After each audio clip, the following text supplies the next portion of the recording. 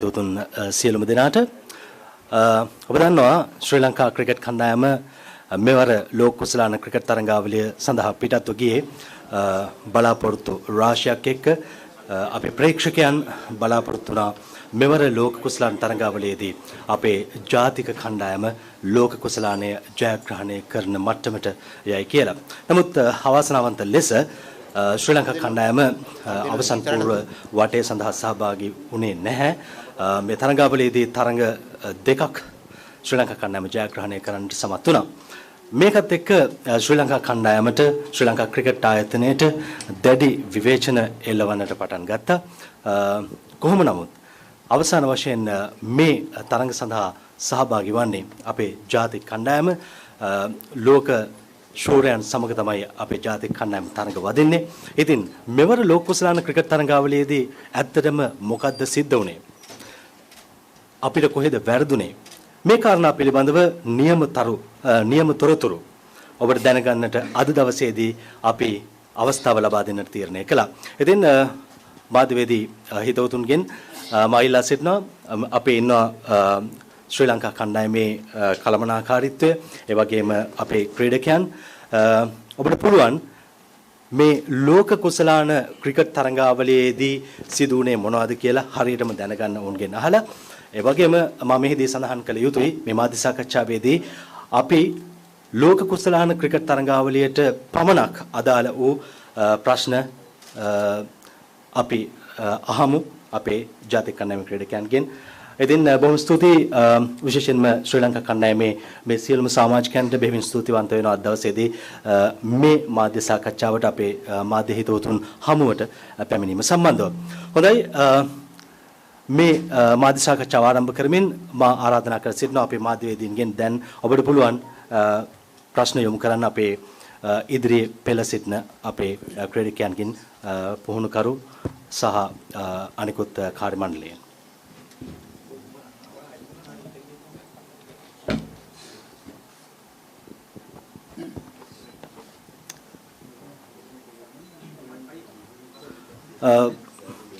අපි ආරම්භ කරමු ප්‍රශ්න.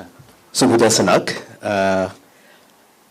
මම ගවේෂ බස්නායක ටීවී දෙරණෙන් ප්‍රශ්නයක් තියෙනවා මේ දසුන් ශානක ශ්‍රී ලංකා කණ්ඩායමේ නායකයා ලෝක කුසලානේ තරඟ දෙකක් ක්‍රීඩා කරලා ඊට පස්සේ ඉන්ජරි එකක් වුණා කියලා කණ්ඩායමෙන් ඉවත් කරනවා. ඒත් අපි දකිනවා දසුන් ප්‍රැක්ටිස් සෙෂන්ස් වලට සහභාගී වෙලා ඉන්නවා. නායකත්වයේ වෙනසක් කරන්න කියලා කොහෙන් හරි බලපෑමක් ආවද? ඇයි දසුන්ව ආයි ඉදිරි තරඟ වලට දැම්මේ නැත්තේ? මොකක් හරි බලපෑමක් එල්ල වුණාද? මහිල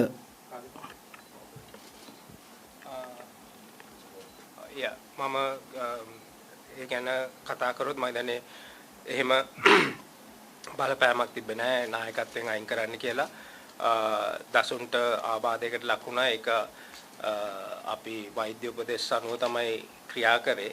ඉතින් යාගේ පාදේ ටැග් එකක් තිබ්බා. ඒ කියන්නේ ඒකට සුමාන 2ක හෝ 3ක කාලයක් යනවා කියලා තමයි අපිට වෛද්‍ය උපදෙස් ලැබුණේ. ඉතින් ඒ අනුව තමයි අපිට අපේ කණ්ඩායමේ සංයුතිය අපි හදලා තිබ්බේ දසුන් එක්ක. නම්බර 7 ඕල් රවුන්ඩර්ත් එක්ක. ඉතින් අපිට ඒ අනුව දසුන්ව 15 සංචිතයෙන් එළියට දාලා චාමිකව ගේන්න උනා. මොකද චාමික හිටියේ නැහැ 15 ඒ තුන්නෙරියව ක්‍රීඩකයව අපිට ගේන්න උනා. මොකද නැත්තම් අපිට අර සංයුතිය හදාගන්න බෑ ඒ තරඟ වලට යන්න. ඉතින් ඒ අනුව තමයි ඒ තීරණය ගත්තේ. දසුන් කණ්ඩායමත් එක්ක අපි තියාගත්තේ ඔහු හොඳ වුණොත්. මොකද අපිට කණ්ඩායමේ අපි දැක්ක දෙයක් තමයි අපිට ආබාධ ගොඩකට ලක් වුණා. ඉතින් ඒ අවස්ථාවකදී දසුන් ආයිත් හොඳ වුණොත් අපිට ඔහුව නැවත ආදේශ කිරීමේ හැකියාවක් තියෙනවා. ඔහු කණ්ඩායමත් එක්ක පුහුණු වීම වල නිරත වුණොත්. ඒ අනුව තමයි අපි ඒ තීරණය ගත්තේ. ඔහු පුහුණු වීම කරද්දී ඒකේ process එකක් තියෙනවා. දුවන්න පටන් ගන්න කවද්ද හිමීට දුවන එක ඊට පස්සේ එන්න ඉන්ටෙන්සිටි එක වැඩි කරලා ට්‍රේන් කරන එක. ඒ අනුව තමයි ඔහු මේ වුණේ. මම දන්නේ දවස් 10ක් වගේ 12ක් වගේ යද්දී ඔහු පූර්ණ සුවය ලැබුවා. පන්දු යවන්න පටන් ගත්තා. ඉතින් අපි ඔහුව මොකද අපිට ට්‍රැවලින් රිසර්ච්ලා දෙන්නෙක් හිටියා. ඒ අනුව ඔවුනුත් දිගටම අපිත් එක්ක පුහුණු වීම වලට ගියා. ඒ වගේම පුහුණු වීම කටයුතු වල යෙදුණා. මොකද හදිස්සියේ කාට හරි ආබාධයක් ඇති වුණොත් උන් ඇවිල්ලා එකපාරට සෙල්ලම් කරන්න ඕන හින්දා. ඉතින් ඒ අනුව තමයි අපි දසුණු තියාගත්තේ. නැතුව මේ වෙන අරමුණක් තිබ්බේ නැහැ. මොකද අපි බලන්නේ කණ්ඩායමේ ඉන්න හැම ක්‍රීඩකයාම ඒ අනුව ඒකට යොදා ගන්න. අපි දැක්කා මම අසංකතපතු ලයිව් 24 මාධ්‍ය ආයතනයෙන් අපි දැක්කා ඉන්දියන් ටීම් එක එක්ක ක්‍රීඩා කරද්දී ලකුණු 55කට අවාසනාවන්ත ලෙස දැවී යනවා. ඔබතුමාලාට යම්කිසි තර්ජනයක් තිබුණාද ඉන්දියන් ටීම් එකෙන් එහෙම නැත්නම් ලකුණු මට්ටම සීමා කරන්න කියලා පාලන අධිකාරීන් කියලා තිබුණාද නැත්නම් ජයග්‍රහණය ඉන්දියන් ටීම් එකට දෙන්න අවශ්‍යතාවයක් ඔබතුමාලාට තිබුණාද? ඒ අවාසනාවන්ත විදියට අවාසනාවන්ත ලෙස ඇයි ක්‍රීඩා කරේ ඔබතුමාලා? රට වෙනුවෙන් ක්‍රීඩා කිරීමක් කිසිසේත් අපිට දක්නට ලැබුණ නැහැනේ. මැනේජර් මම හිතන්නේ ඒක අපේ ප්ලේයර්ස්ලා තමයි කතා කරලා කියන්න ඕනි. නමුත් මං කලමනාකරු හැටියට මට කියන්න පුළුවන් අපිට එහෙම කිසිසේත් බලපෑමක් හරි මොකක් හරි පිටතින් මේකක් තිබුණේ නැහැ. මං හිතන්නේ අපේ මේ කැප්ටන් කරේ මේ නායක කුසල් ඒගොල්ලොට කියන්න පුළුවන්. මං හිතන්නේ මේ බෝලෙන් ඒ රැට දෝලනේ වුණා හුඟක්. ඒකේ මේවා උඩ තමයි මං හිතන්නේ අපේ ප්ලේයර්ස්ලා ටිකක් අපහසුවටපත් උනේ. මං හිතන්නේ ඇත්තටම එදා තරඟයේදී අපිට කතාරත් ඉන්දියාත් එක්ක එහෙම බලපෑම කිසි දෙයක් තිබ්බේ නැහැ. ඉතින් අපි තරඟ කරද්දී බලන්නේ රට වෙනුවෙන් හැම වෙලාවෙම සෙල්ලම් කරන්න. ඉතින් අවාසනාවකට අපි දෙවුනට බැට් කරද්දී කලිමේ මැනේජර් කිව්වා වගේ අපේ විකට් එක හැසුණු විදිය පොඩ්ඩක් වෙනස් වුණා. ඉතින් මම හිතන්නේ ඒක නිසා තමයි අපිට හැම ප්ලේ එකකම තමන්ගේ සුපුරුදු පාරවලට යන්න බැරි වුණේ. ඉතින් අනිත් එක ඒගොල්ලන් අපි විතරක් නෙමෙයි තව ටීම් කිහිපයක් දෙක තුනක් අඩු ලකුණු ප්‍රමාණයට අවුට් වුණා ඉන්දියාත් සෙල්ලම් කරද්දී. ඉතින් හැමෝම දන්නවා මේ වෙලාවේ ඉන්දියන් ටීම් එක ඉන්න තත්ත්වය මොකද්ද කියලා. ඒ කියන්නේ වර්ල්ඩ් එකේ බෝලින් පැත්ත ගත්තත් බැටින් පැත්ත ගත්තත් ඒගොල්ලන් නම්බර් 1 ඉන්න සයිඩ් එක. ඉතින් අපි විතරක් නෙමෙයි ඒකට මුහුණ දුන්න පුළුවන් උනේ තව තරඟ කිහිප මේ කණ්ඩායම් කිහිපයකට ඒ දේ වුණා. ඉතින් අපි හැමෙස්සෙම බලන්නේ ටීම් එකක් විදිහට මොන ටීම් එකත් එක්ක සෙල්ලම් කරත් රට වෙනුවෙන් සෙල්ලම් කරන්න ටීම් වර්ක් එක තියාගෙන සෙල්ලම් කරන්න කිසිම තරඟයක් අපි පරදින බලන් සෙල්ලම් කරේ නැහැ. ඉතින් කුෂාල් සමාවෙන්න දැන් එතන හේතුව තමයි වෙන ටීම් වල ඔය ප්‍රශ්න තිබුණේ නැහැ. ඉන්දියන් ටීම් එකත් එක්ක ප්ලේ කරද්දිම තමයි ඔය ප්‍රශ්න තිබ්බේ. මට ලංකාවේදී ලකුණු 50කට අවුට් වුණා. එහෙදි 55කට අවුට් වුණා. දැන් ඔක අඩුම ගාන 100කටවත් එහා පැත්තේ ගියා නම් ඔය ප්‍රශ්නේ එන්නේ නැහැ. ඔය ප්‍රශ්නේ තමයි දැන් මේ ජාත්‍යන්තර ප්‍රශ්නයක් බවට පත් උනේ. දැන් ඔබතුමාලා ලකුණු 55කට අවුට් වෙච්ච එක තමයි අද වෙනකොට මේ ක්‍රීඩාවේ දැවෙන ප්‍රශ්නයක් බවට පත් උනේ. නමුත් ඔබතුමාලා ලකුණු 100ට එහා පැත්තවත් ප්ලේ කරලා තිබුණා නම් අද ICC එකෙත් අපි ඉන්නවා. ඒක පිළිගන්නව නේද? ඔව් ඇත්තටම ඒක ගැන ගොඩක් කනගාටුයි. ඉතින් මං කියන්නේ අපි හිතලා යන්නේ නැහැ මැච් එකට අපි මේ ගන්න සෙල්ලම් කරන්න කියලා. ඉතින් අපි උඩරින් බලන්නේ කොහොමද ලකුණු අතරට එන්නේ කියන එක. ඉතින් මම එතන අතන ඉස්සෙල්ලා මෙන්ෂන් කරේ අපි ඒ ඉන්දියාවත් එක්ක විතරක් කියන එක නෙමෙයි ඉන්දියාත් එක්ක සෙල්ලම් කරලා අනිත් කණ්ඩායම සවුත් ආෆ්‍රිකා වුණත් ලකුණු 80ට ඕල් අවුට් වුණා. මම ඒක තමයි එතන පැහැදිලි කරන්න ගියේ. ඉතින් මං කියන්නේ ඉන්දියන් කණ්ඩායම අනිත් කණ්ඩායම එක්ක බලද්දී ලොකු ગેප් එකක් තියෙනවා. ඒගොල්ලන්ගේ රටේ සෙල්ලම් කරන්නේ ඒගොල්ලන් බෝලිං යුනිට් එකයි බැටිං යුනිට් එක සෑහෙන්න මේ වෙලාවේ උඩ ඉන්න කණ්ඩායමක්. ඉතින් මම ඒක එතන මෙන්ෂන් කරන්න ගියේ මේ වෙන කණ්ඩායමක් කියන එක නෙමෙයි. ඉතින් ඒෂියා කප් එකේ උනේත් අපිට මෙහෙදී අපි ඇත්තටම වර්ල්ඩ් කප් එක වුණා වගේම තමයි අපිට ඒ දේ උනේ. අපි ඒක පිළිගන්නවා අපේ අතින් වැරදක් වුණා. මොකද එක ටීම් එකක් එක්ක දෙපාරක් ඒ වගේ වෙන්න බෑ. ඉතින් ඇත්තටම අපි දන්නවා අපේ මොකක්ද අඩුපාඩු කියන එක. ඉතින් අපි මං හැමතිස්සෙම කියන්න කැමති අපි හිතලා යන්නේ නැහැ ලකුණු 50ට අවුට් වෙනවා 100ක් ගහනවාද 200ක් ගහන කියන එක කරන්න බෑ ක්‍රිකට් එකේ කවුරු මොනවා කිව්වත්. ඉතින් අපේ ටීම් එකක් විදිහට මම නායකයෙක් විදිහට එතන වරදක් දකිනවා. ඉතින් මම බලන්නේ ඉස්සරහට ඉන්දියාවේ ශ්‍රී ලංකාවේදී කොහොමද හොඳින් ශ්‍රී ලංකන්න කියන එක. Madhushka Balasuriya, Cricket Info. Two-part question. First one, actually both could be to Mahela or Chris. There's going to be a lot of conversation about what led to the failings and whatnot. What I want to know is the learnings from this tournament. Obviously, you saw numerous 400-plus scores. You saw a lot of fast bowlers doing really well in the first 10 overs and the importance of that power play period. I just want to know, for this team, there seem to be a lot of areas where the players just couldn't, like, you know, getting past 350, getting close to that 400 mark regularly in one-day cricket. It seemed like the team wasn't capable of getting there. I just want to know the learnings that you all as a team have had watching some of this really high-level cricket. And, yeah, just the second question is, in terms of, yeah, more along in lines of the defeat and all that, I think apart from the India game, I think it was the Afghanistan game where there seemed to be a slight shift in thinking where we went from having Kusal Janip Pereira opening to Dimut Karanatha opening, which is a very different style of player, you know, in terms of strike rate, in terms of how they approach the opening 10 overs. So I just want to know what was the thought process in the team in terms of intent as the tournament progressed. Madhushka, I'll get Chris to start and then I'll come along afterwards. Is that okay? Hi, so I'll start with obviously the learnings, some of the things that we can take away from this competition. I think, yes, you've hit a couple of things, I'll hit the nail on the head with a few things there. From a batting perspective, we have to learn to put big scores on the board. If we look, we need to convert more, so we get good starts. We need to convert more of those starts into big hundreds, like we've seen various people do throughout this tournament on the other sides. We need to create big partnerships that will then allow us to go on to score those big scores. And that's all part of our learning as a group, and certainly something we have to work on. I think from a bowling perspective, in the power play, certainly Dilly was a shining light there for us. So I'd like to highlight him there with a new ball. But there are still, again, learnings for us. There's consistency with building pressure at both ends. The ability to take wickets in the middle phase, which will then help us at the death, and obviously just building on skills. So in general, we need to build on the skill set and the ability to build pressure through those 50 overs. And then from a fielding perspective, we need to obviously hold on to more chances. Now, I think had we have held chances, things would have looked slightly different during this tournament. But what I would like to say is that no one means to drop catches, and it's not through lack of hard work. Speaking for myself, I think, obviously, I'm disappointed with how things have gone, having worked so hard with these players and the players having worked so hard to come through the qualifiers to get to where we are.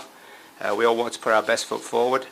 The players have worked extremely hard to do that on the things that we've spoken about, but yet we have to accept there is still much work to be done. So it's, for me, the main question now is how do we put these things right? We need a very good debrief. We need to sit down and dissect everything that's happened. Make a plan going forward, really, for the next cycle. And that's the exciting thing for me. And the one thing that's made me more determined than ever to bring success to SLC is to make sure that we provide an opportunity for these guys to grow and learn. And then come the next World Cup and the T20 World Cup that's coming up, we can obviously go out there and compete and win, which is what we want to do. We're all very proud to wear the Sri Lanka badge on our chest. So that's, for me, that's the thing that we must do now. But yeah, plenty of learnings. Some of them I've just touched on there. Mahela? Yeah, I think just to cover a few things, specifically on the learnings, we knew that when we went to India, when we saw the wickets, how they were behaving, that we had to play at a very high tempo, which we discussed with the batsmen, something that they were not used to, particularly leading up to the World Cup, because the surfaces we were playing did not allow us to do that, and most of the surfaces that we play in Sri Lanka, because it's a question of us understanding what our skill set is, how are we going to win our strengths. Domestic cricket is being played on slowish wickets, so the batsman will not trust their shot selection on good wickets because they're not used to that. So it was a challenge against high quality bowling units in the World Cup. So this was a discussion, and we gave them the freedom to go out and play that high tempo. I thought the first two games they executed really well. Unfortunately, for me, the biggest game for us, momentum-wise, was the Pakistan game, where we got 340 and we could not defend that. I think if we were able to defend that, things probably would have been much different with the confidence in a tournament like that.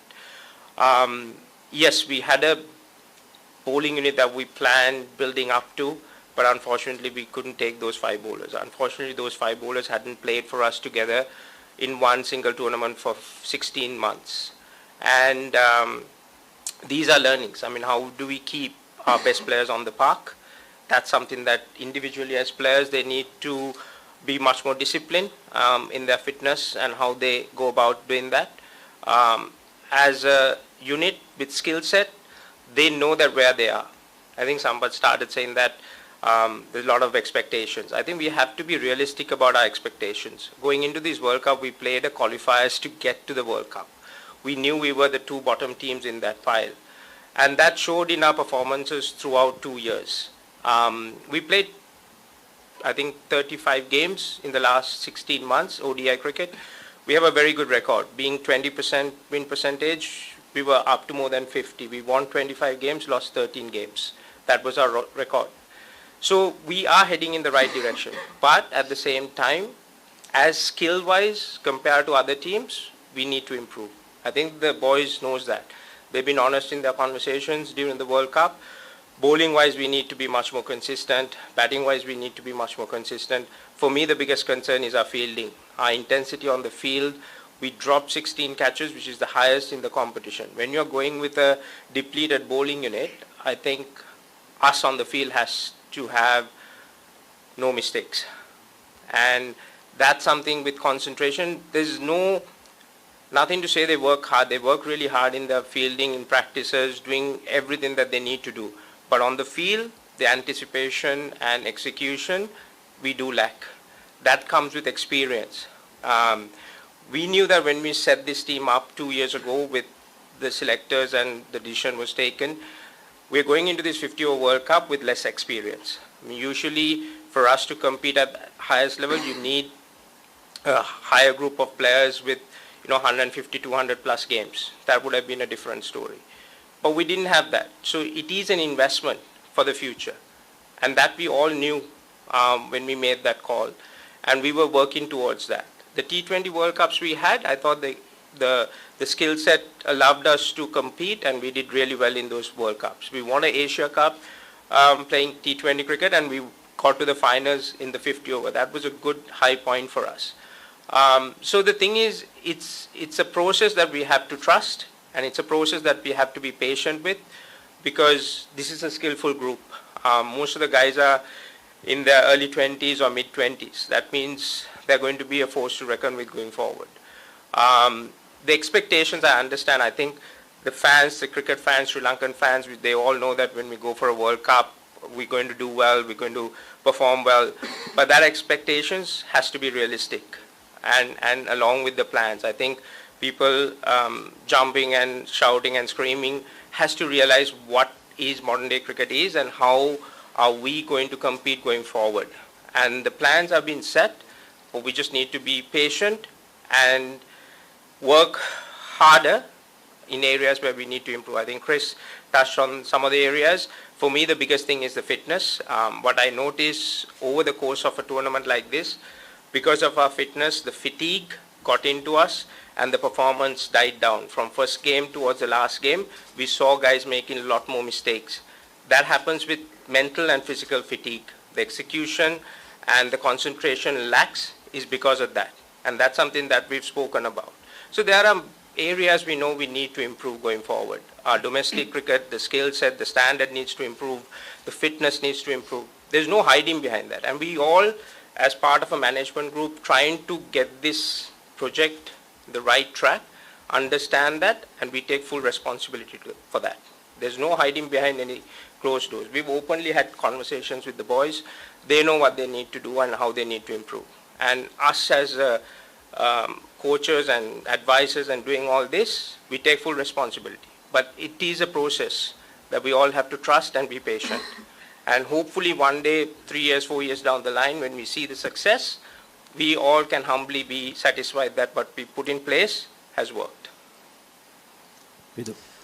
Just to add a little bit more to what Mahela has said there, which is absolutely correct. It's not just a case of one thing that we need to pull together. It's a group of things that need to come together all at the same time, and that's why from now on we need to do a good debrief that I spoke about and pull everything together. Look at each area. How do we bring that together? How do we make it work together? So integrated practice. I think expectations is a big one. We have to remember that we're not the only team going on from a World Cup disappointed. There are many teams going home disappointed. Realistically, only one team can win. And there are much higher ranked teams than us at this moment in time that will be asking exactly the same questions as we are. The important thing is, what do we learn from this? How do we learn from it? And how do we put that right? And that's what we have to do in the next phase. මහිලයි මම ක්‍රික්විදු පහුගිය අවුරුදු 4ක කාලය පුරා ශ්‍රී ලංකාව ක්‍රීඩා කරන හැම අන්තර්ජාතික තරගයක්ම මම ප්‍රී ඇනලිසිස් එකක් සහ පෝස්ට් ඇනලිසිස් එකක් කරනවා. ඒ වගේම මේක ප්‍රේක්ෂකයන්ට දැනගන්න සලස්වනවා. එතකොට අපි දැක්ක පහුගිය කාලය පුරා අපි පහුගිය අවුරුදු 2ක කාලය ගත්තොත් අපේ ක්‍රිකට් පහළ තැනක ඉඳලා ටික ටික ඉම්ප්‍රූව් වෙගෙන ආවා. එතකොට අපි විශ්වාස කරපු දෙයක් තමයි අපේ ප්‍රේක්ෂකයෝ විශ්වාස කරපු දෙයක් තමයි අපිට අඩුම තරමේ මේකේ මුල හතරට එන්න බැරි වුණත් 5-6 තැන්වල අපි මේ තරඟාවලිය ඉවර කරයි කියන එක. හැබැයි අපිට තරඟාවලියේදී අවසානයේදී මුල 8ට එන්න බැරි වුණා. අපිට චැම්පියන්ස් ට්‍රෝෆි එකක් නැති වුණා. අපි දැන් වර්තමානයේදී ඉස්සර ක්‍රිකට් නෙමෙයි අපි ස්මාර්ට් ක්‍රිකට් එකක් ගැන කතා කරන්නේ. එතකොට අපි ගොඩක් දේවල් කන්සිඩර් කරනවා. වෙදර් එක, ඊට පස්සේ මේ පිච් වල කන්ඩිෂන්ස්, ඊට පස්සේ අපි ගත්තොත් අපිට ඊළඟට යන්න තියෙන තරඟවල ගෝල් එක, මේ දේවල් ගැන බැලුවොත් අපි අන්තිම තරඟය ගත්තොත් අපි ඒ තරඟයේ තව ලකුණු 30ක් 40ක් ගහලා නවසීලන්තේ තව ඕවර් 5ක් 6ක් පස්සට ඇද්දානම් අපි චැම්පියන්ස් ට්‍රෝෆි එකට සුදුසුකම් ලබනවා. එතකොට මට තියෙන ප්‍රශ්නේ දැන් මේ තරඟාවලියේ පුරාම ගහපු මැච් වලින් තව ලකුණු 30ක් අපිට එකතු වෙලා තිබ්බනම් අපි චැම්පියන්ස් ට්‍රෝෆි එකේ ඉන්නවා. ඇයි අපිට ඒ තැනට යන්න බැරි වුණේ? මොකද අපි දැක්කා ඇෆ්ගනිස්තාන් කණ්ඩායම ලොකු ස්පිරිට් එකකින් ඒගොල්ලෝ සෙල්ලම් කරා. නෙදර්ලන්ත කණ්ඩායම අපිත් ඒ තැන හිටියා මේ තරඟාවලියට එන්න කලින්. හැබැයි අපිට ඇයි මෙතනදී ඒක බැරි වුණේ කියන ප්‍රශ්නේ සහ දෙවෙනි ප්‍රශ්නේ තමයි වන්කඩේ මැච් එක. වන්කඩේ ක්‍රීඩාංගණයේ මම හිතන්නේ මහේලය තරම් ඒ ක්‍රීඩාංගණය ගැන දන්න වෙන කෙනෙක් නැහැ මේ කණ්ඩායම ඇතුලේ. දකුණු අප්‍රිකාව ඒ තරඟයට කලින් ක්‍රීඩා කරපු තරඟ දෙකේම වුන් ලකුණු 380 පන්නලා ගැහුවා පළවෙනියට බැට් කරලා. හැබැයි අපිට ඔස් දිනලා බෝල් කරන්න තීරණය කළා. ඒක ඇයි කියන කාරණයත් අපි ඇයි මේ පසුබෑමට ලක් වුණේ කියන කාරණේ. මොකද ප්‍රේක්ෂකයෝ ලොකු බලාපොරොත්තුවක් තියාගෙන හිටියා. ඒගොල්ලෝ ගොඩක් ඩිසපොයින්ට් වෙලා ඉන්නවා මේ අවසන් තරඟ කීපේ ක්‍රීඩා කරපු විදිහත් එක්ක. පළවෙනි ප්‍රශ්නට උත්තර දෙන්න ඕන නම් මම ඉස්සෙල්ලා කිව්වා වගේ ඉංග්‍රීසියෙන් අපි කනගාටු වෙනවා අපි කොහොමද මේ තරඟාවලිය නිම කරේ කියලා. මම හිතන්නේ මම පෞද්ගලිකව මගේ බලාපොරොත්තු තිබ්බෙත් අපිට නම්බර 6-7 වගේ ඉවර කරන්න පුළුවන් කියන එක. අපිට තරඟ කීපයක් තිබ්බ අපිට ජයග්‍රහණය කරන්න තිබ්බ තරඟ අපි පෙරදුනා.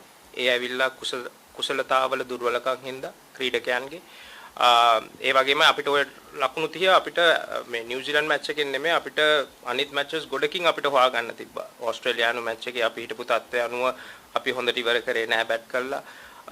ඇෆ්ගනිස්තාන් මැච් එකෙත් එහෙමයි. එහෙම බැලුවහම අපිට ඒ ලකුණු 30 ගොඩක් තැන් වලින් හොයන්න තිබ්බා. නමුත් වැදගත් වෙන්නේ ඇයි අපිට ඒ තැනට එන්න බැරි? ඇයි මේ මානසිකත්වය නැත්තේ කියන එක. මම අර ඉස්සෙල්ලා සඳහන් කරා වගේ අපිට දුර්වලකම් තියෙනවා. කණ්ඩායමේ අත්දැකීම් අනුව දුර්වලකම් තියෙනවා. ඒ වගේම ක්‍රීඩකයන්ගෙන් වෙන වැරදි තියෙනවා මැදදී. මම හිතන්නේ ක්‍රීඩකයෝ හැමෝම මේ දේ ගැන දන්නවා. නොදැන නෙමෙයි.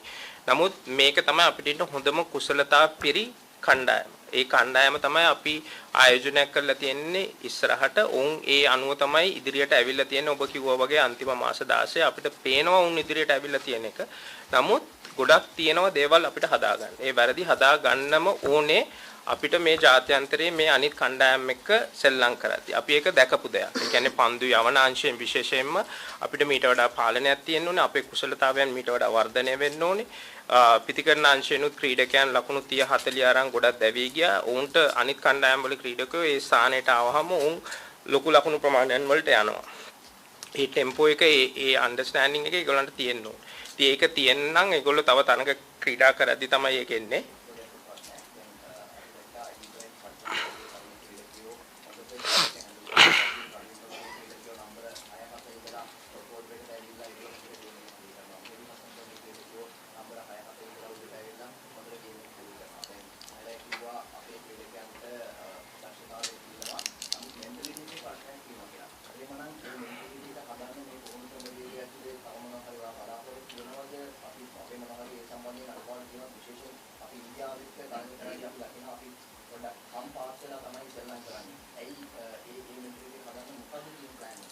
අපිට ප්ලෑන්ස් තියෙනවා අපි කතා කරලා තියෙන මේ ප්ලෑන්ස් මම හිතන්නේ මම ක්‍රිකට් ආයතනෙිනුත් කලින් ඉල්ලුවා අපිට ස්පෝර්ට්ස් සයිකොලොජිස්ට් කෙනෙක් ඕනේ කියලා. මොකද සමහරක් දේවල් අපිට පුහුණු අංශයෙන් නෙමෙයි මානසික අංශයෙන්ුත් අපිට ඒ දැනුම අවශ්‍යයි. සමහර ක්‍රීඩකයන්ට තියෙන පෞද්ගලික දේවල් කතා කරන්න ඒ පරිණත භාවය ඇති කරන්න ඒ දේ අවශ්‍ය දේවල් අලුත් ක්‍රිකට් එකත් එක්ක. ඉතින් ක්‍රිකට් පුහුණුකරුවන් විදියට උපදේශකවරුන් විදියට අපිට තියෙනවා ප්ලෑන් එකක් අපි මෙන්න මේමයි මේගොල්ලන්ව හදන්නේ කියන එක. දැන් ඔබ කරුණු දැක්කුවා හරි ලේසි කියන්න මේ ක්‍රීඩකයා හොඳට කරා මේ ක්‍රීඩකයා හොඳට කරා මේ කණ්ඩායමේ ක්‍රීඩකයා හොඳට කරා කියලා තරඟාවලියේ තරඟ 9ක් තරඟ 54ක් ගියන් පස්සේ ඒක අපිට කියන්න පුළුවන්. මම ඔබෙන් මේ ප්‍රශ්නේ අහුවනම් තරඟාවලිය පටන් ගන්න ඉස්සෙල්ලා මොන ක්‍රීඩකයන්ද හොඳට කරන්න කියලා ඒ නම් ටික මං හිතන්නේ නැහැ ඔබෙන් එයි කියලා. ඒක මම ඉවර කරන්න දෙන්න. ඉතින් හරි ලේසි අපිට තරඟාවලියක් නිම වුණාම එහෙම කතා කරන්න. එහෙම නෙමෙයි අපි සාමාන්‍යයෙන් තරඟ සැලැස්මක් ඇති කරන්න. අපි ඇති කරන්න අපේ ක්‍රීඩකයන්ගේ කුසලතාවය අනුව ඒ තනතිරු ඒවා හැසිරෙන විදිය අනුවයි ප්‍රතිවිරුද්ධ කණ්ඩායමේ කුසලතාවයන් අනුව තමයි අපි තරඟවලියකට හරි තරඟයකට හරි සැලැස්මක් කරන්නේ. ඒක කරද්දී අපිට පේන දෙයක් තමයි අපේ ක්‍රීඩකයන්ගේ කුසලතාවන් වල දුර්වලකම් තියෙනවා. ඒකට අපිට අවශ්‍ය කරන විදියට තරඟ සැලසුම් කරන්න ටිකක් අමාරුයි. තරඟාවලිය පුරාම දැක්ක දෙයක්. ඉතින් අපිට පුළුවන් විදියට තමයි මේ දේ ප්ලෑන් කරලා අපි එක්සිකියුට් කරන්න හැදුවේ. එතන දුර්වලකම් තියෙනවා. මම පිළිගන්නවා. එතනදී අපි බලන්නේ අපි කොහොමද තරඟයක් ජයග්‍රහණය කරන්නේ. මොකද ඔබ වගේ අන්තිම ලකුණු 30 හොයන එක නෙමෙයි ප්‍රශ්නේ තියෙන්නේ. අපි ඇයි මේ තරඟාවලිය මේ විදිහට මුහුණ දුන්නේ කියන එක. අපි කොහොමද දියුණු වෙන්නේ කියන එක. එතනට අපිට එන්න පුළුවන්. ඒක අපි දන්නවා කොහොමද එන්නේ කියන එකත් එතනට එන්න පුළුවන්. ඔයාගේ දෙවෙනි ප්‍රශ්නෙට උත්තර දෙනවා නම් පංකඩ එකේ පළවෙනි මැචස් දෙක ගහද්දී ඒ විකට් වල එතන ඩිව් එකක් තිබ්බේ නෑ රැට. අපි ගැහුවේ ටිකක් පහුවෙලා අපේ තරඟයේ තිබ්බේ මම දැන් පස්වෙනි තරඟයේ තරඟාවලිය වංකඩ එකේ ගහපු හතරවෙනි තරඟය. අපි අනකොට අපි පුහුණුවීම් කරද්දී ඩිව් එක එන්න පටන් අරන් තිබ්බේ ගොඩක් තනතිරු වල. ඒ කියන්නේ ඩෙල්ලි වල ඩිව් එක එන්න ගත්තා. අපි ඊට ඉස්සෙල්ලා පුහුණුව වල සෙල්ලම් කරා ළඟ මේකක් වංකඩේ ඩිව් එක එන්න ගත්තා. අපි ඒත් මුලින් අපි විකට් එක දැක්කහම අපි හිතුවා මේකේ බැට් කරන්න ඕනේ ඒ chance එක ගන්න ඕනේ කියන එක. නමුත් අපි තරඟයට ගියාම උදේ මොකද හීට් එකත් එක්ක ඒගොල්ලෝ වතුර දාලා තිබ්බේ වතුර මේ වෙලාව තිබ්බේ නැහැ ඩැම්ප්නස් එකක් තිබ්බ විකට් එකේ. ඒතකොට අපිට ප්‍රශ්නයක් එනවා අපි දැන් කෙත්තාරාමෙත් මෙහි ටැකි විකට් එක ඩැම්ප්නස් විකට් එක බැට් කරලා තමයි අපි උදේ කඩලු ගිහිල්ලා අපි තරඟෙන් එළියට ගියා. ඒ කියන්නේ පැය 3ක් ඇතුළත අපි මැච් එක ඉවරයි. ඒතකොට අපිට තිබ්බ ඉන්දියාවත් එදා සෙල්ලම් කරන්නේ 6යි 5යි කොම්බිනේෂන් එකක් ඕල් රවුන්ඩර් කෙනෙක් එක්ක අපිට chance එකක් ගන්න පුළුවන්. ඒගොල්ලන්ගේ අපි ඉස්සෙල්ලා පන්දියවලා ඩෑම් විකට් එකේ අපිට කඩලු 3-4ක් ගත්තොත් අපිට ඉන්දියාව අඩු ලකුණු තත්ත්වයකට තියන්න පුළුවන්. හැබැයි අපිට ප්‍රශ්නයක් තියෙනවා අන්ඩර්ලයිට්ස් පළවෙනි ඕවර් 10 අපි සෙල්ලම් කරන්න ඕනේ හොඳට. ඊට පස්සේ ඩිව් එක ආවම පස්සේ බෝල් එක මුකුත් වෙන්නේ නැහැ ලේසි බැට් කරන්න. ඒතර අඩු ලකුණු සංඛ්‍යාවට තිබ්බනම් ඒ දේ වෙනවා. තරඟේ ඔයගොල්ලෝ හොඳට බැලුවා නම් අපි දෙවනි පන්දුවේ විකට් එකක් ගත්තා. ඊට පස්සේ අපේ අතින් උඩ පන්දු දෙකක් ගිලිහි ගියා. ඒ උඩ පන්දු දෙක ගත්තා නම් ඒත් බෝලේ දෝලණය වුණා. පන්දු ඕවර් 10ක් 12ක් යනකම් ඕන් නේට්ක බේරුණා.